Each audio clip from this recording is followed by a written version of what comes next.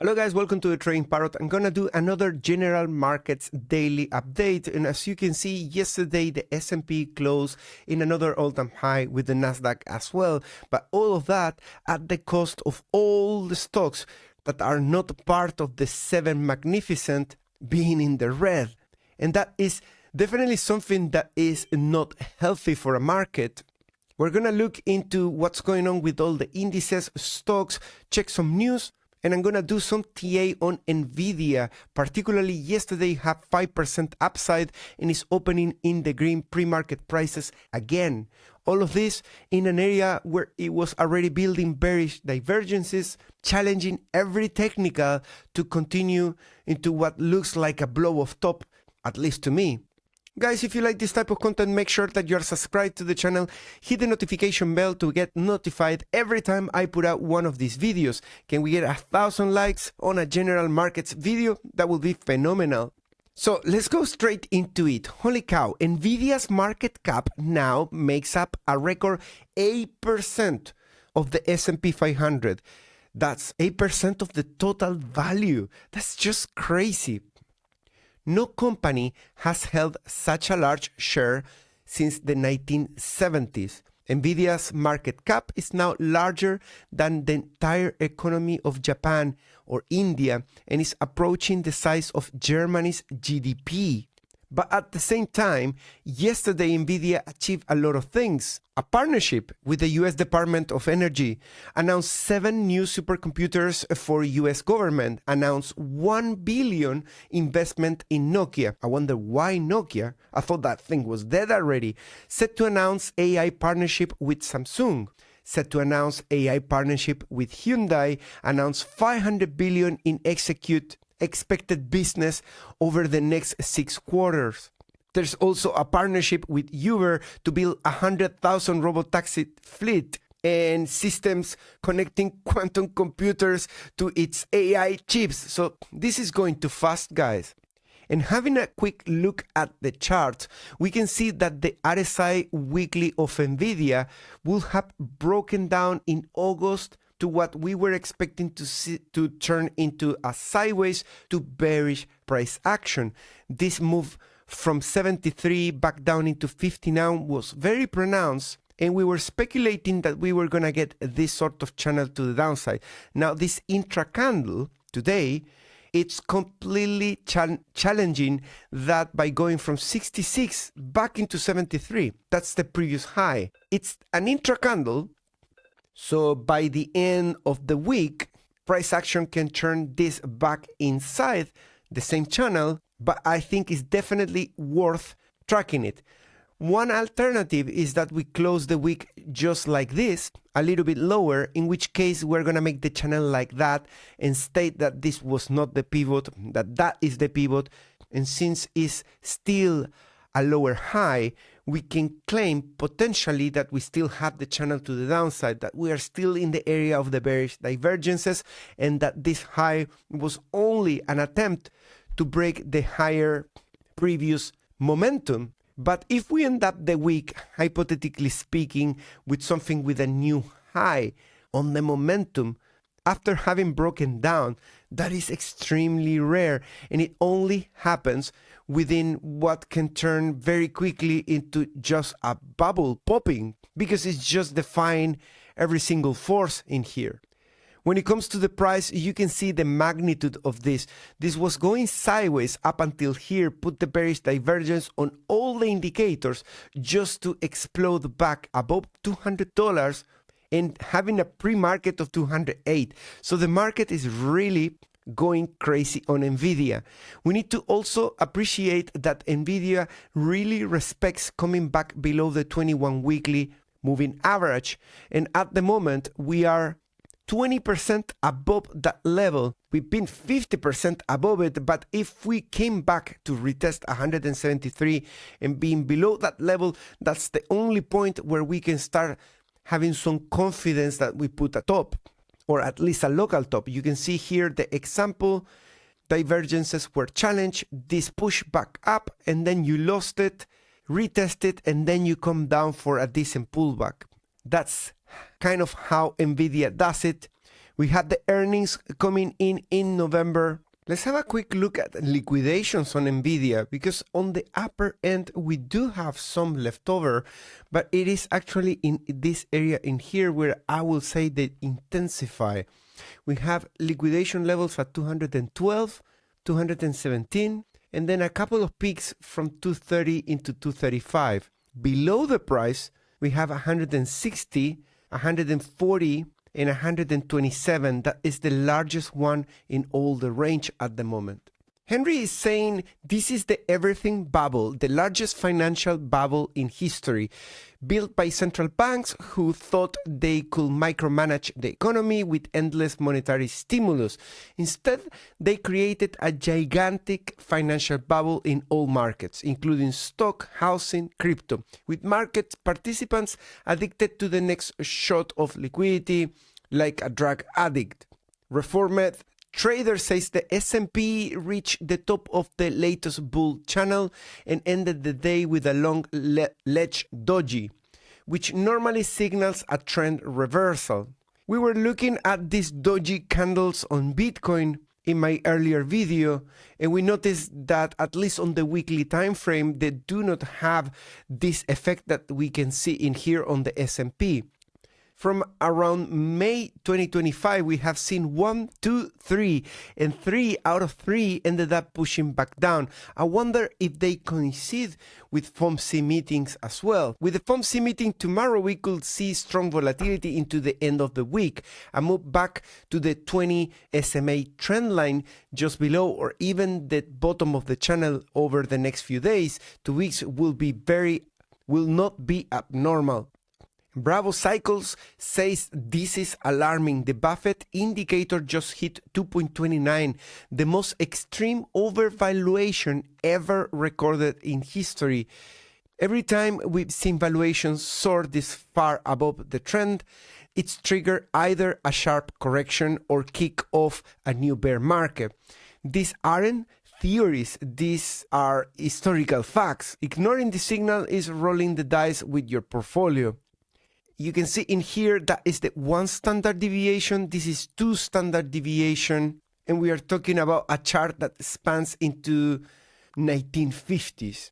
When price ran too far ahead of earnings, history shows what usually happens next. In the chart, we can see multiple runs that were far ahead on the earnings, and eventually we get a correction. Today, the S&P trades at 22.7x forward PE ratio, well above its 5-year 19.9x and the 10-year 18.6x averages.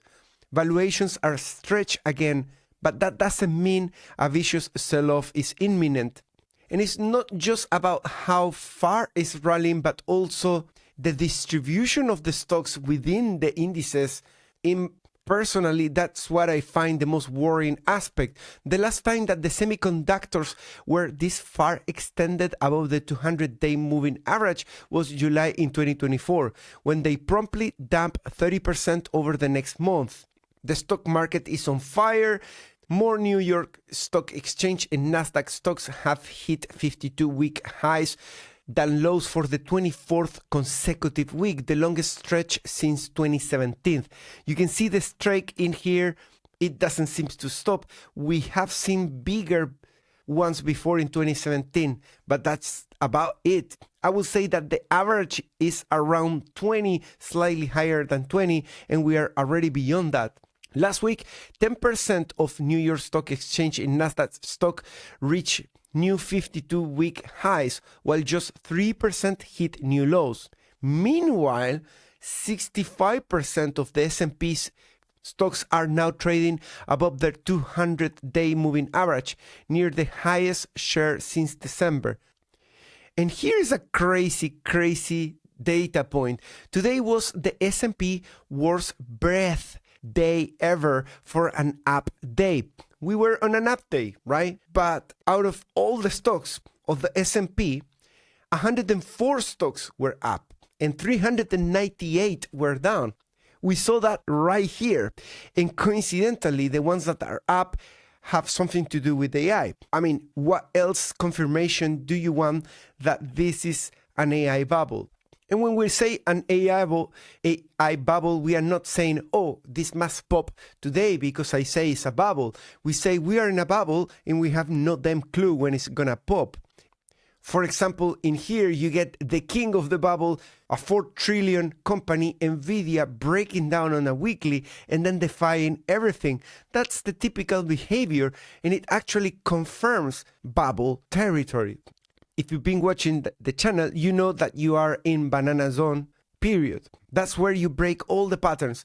Interestingly, all of this is happening with a big fraction of the people in the trading community in fear on the S&P, on stocks. Well, that's partially because people are worried about the bubble, and second, because not everybody's trading the 7 magnificent, and not everybody feels confidence to jump on board at these highs, and the rest of the market is doing really crap. JP Morgan has identified 41 AI-related stocks, 8% of the S&P 500. These stocks now account for 47% of the index market capitalization, a new record. The other 459 stocks, 92% of the S&P, are 53% of the index market capitalization. Volatility is opportunity. The S&P 500 has recorded 4 drawdowns of at least 20% over the last 10 years, the most on record. 4 times in a row in 10 years, 20%. That is a lot of volatility. If we compare the number of such drawdowns range between 1 and 2 for each period of 10 years, that before the 2020. So that means that after 2020, we're getting twice the frequency of 20% drawdowns compared to before, and it's intensifying. That means that we should be expecting potentially getting these 20% a lot more frequently, even more than 4 times every 10 years. That's a 20% drawdown every 2 years or every 1 year maybe at some point. The S&P closed higher and broke above 6.9K for the first time in history. It's definitely all to do with big tech at the moment. And just a friendly reminder that in the 3 past instances, risk on assets corrected as soon as the FOMC is finished. Specifically on Bitcoin, we have a 7%, a 6%, and an 8%. So the question is, are we going to get a correction in here as well? Or is this going to break the pattern? Let's go to some indices and let's see what is changing currently. The DXY is just going sideways at the neckline, so I'm not going to cover it again. Yesterday I say precisely the same. And dollar is kind of bouncing from the support. Remember that we built this channel in here, a parallel channel that we were able to identify from 12th of February in 2024, still being respected. And if we came back down into an RSI of 60, we identified that being at 3.827. The bounce has been so far being from E3879, so $60 away from that weekly support. We could say that it counts as a test of the support. It's a little bit, it's not perfect, but it's getting there. If this gets bought up in here, thanks to the signal, my signal, I removed it from the chart, but it was this. We were in a channel down with lower highs, and then suddenly we put a higher high in here and we lost the level. That is a liquidity hunt that happened right there on the momentum. So potentially gold has now the strength of having trapped so many longs in this area that this can squash all the way until the weekly tests the next support. At that point, we cannot count and fully confirm that it's going to hold it. So it could go beyond the 3.8, back into the 21 weekly, that green line there, and possibly meet with the previous levels of resistance located at 3.5. I think that is an area of value potentially to enter into what could form a dead cat bounce or continuation to upside. We still need to monitor the closing basis on gold to see if this is going to print a fully bearish pattern right here. So far, it looks bearish, but I would like it to close below $4,000. That's definitely going to contribute for gold to come into support at 76.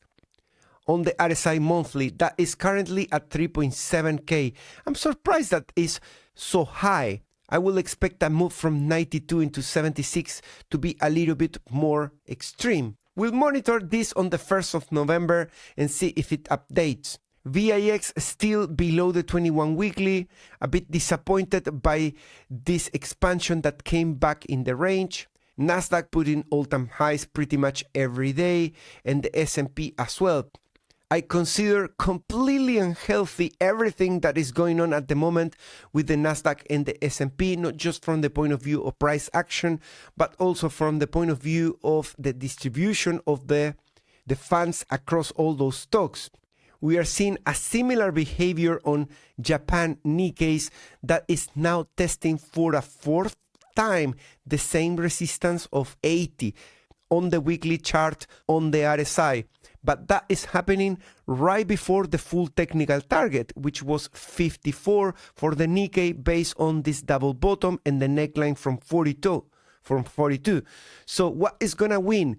The momentum seeing that resistance at 80, or maybe we are going to do something similar as we did with gold, basically piercing that level and then coming back below, producing something that could initiate later a channel to the downside and a corrective move for Nikkei. Google at the moment is doing a revenge rally after having broken down.